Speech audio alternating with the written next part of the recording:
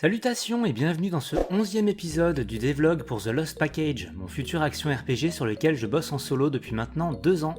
Je tenais à commencer ce devlog en remerciant toutes les personnes qui soutiennent le projet, que ce soit ici sur YouTube, Instagram, Facebook ou encore Twitter, sur lequel j'ai passé la barre symbolique des 500 abonnés. C'est une étape que je me voyais pas franchir en commençant le développement du jeu, alors un grand merci à vous. Avant que ça ne devienne trop émotionnel, passons au menu de ce devlog que j'étais déjà censé sortir il y a un mois.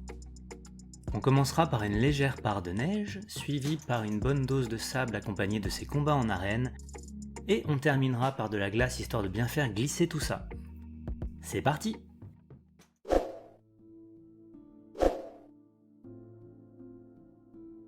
La zone enneigée a avancé plus vite que prévu. Du coup, j'ai pris un peu de temps pour ajouter des bonus spéciaux aux équipements légendaires afin de les rendre encore plus uniques. Une arme ou une armure légendaire peut donc améliorer une compétence ou un mode de compétence, et ce même au-delà de sa limite normale. Il sera aussi possible de trouver des équipements pouvant changer le fonctionnement ou l'apparence de certaines aptitudes.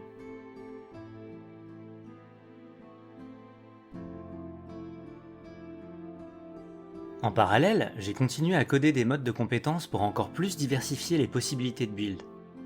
J'ai également changé le fonctionnement du système de rage, qui au lieu d'être simplement une grosse attaque, est devenu un état dans lequel les statistiques du joueur sont boostées pendant un certain temps.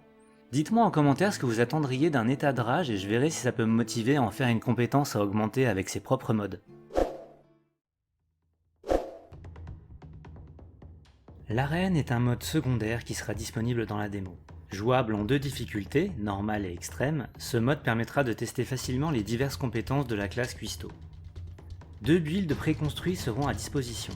Le chef de guerre, qui sera plus axé sur le combat au corps à corps, et la cuistomancienne qui, comme son nom le laisse deviner, utilisera une magie nommée cuistomancie pour défaire ses opposants. Le concept de l'arène est très simple, il faut survivre à des vagues d'ennemis de plus en plus nombreux. En difficulté normale, le challenge est très abordable et ne devrait pas opposer trop de résistance. En extrême par contre, les adversaires auront un meilleur niveau et seront plus nombreux. Mais ce n'est pas tout. Dans cette difficulté, l'arène sera truffée de pièges qui pourront blesser aussi bien les ennemis que le joueur.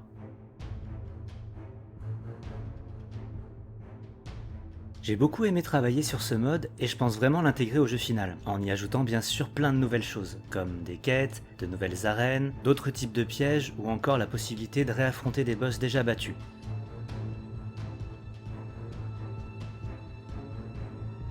D'ailleurs, si vous connaissez des jeux qui ont de bons systèmes d'arène, n'hésitez pas à les partager en commentaire, ça pourrait me donner des idées et puis j'ai toujours aimé ce genre de jeu en fait.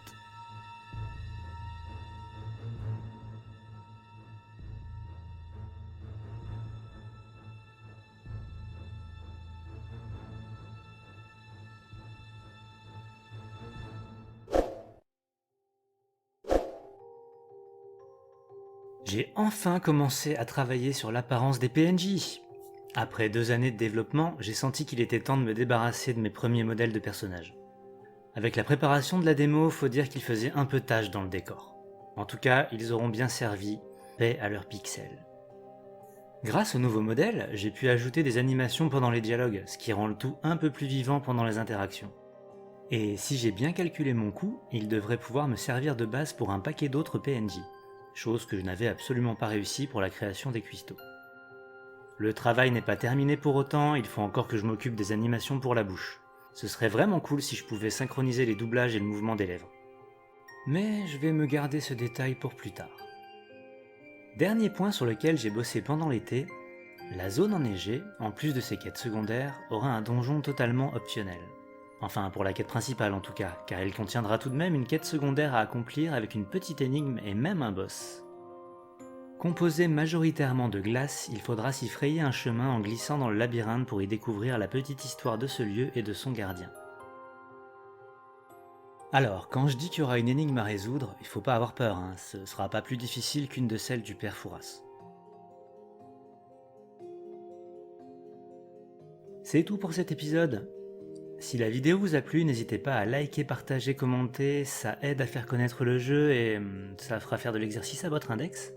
On se retrouve plus tard dans l'année pour le 12e épisode qui sera consacré à de l'avancement général, parce que je suis un peu parti dans tous les sens pendant l'été, mais je peux déjà dire qu'il y aura une partie sur l'ajout du craft et une autre sur la démo, les tests et les retours que j'en aurai eu.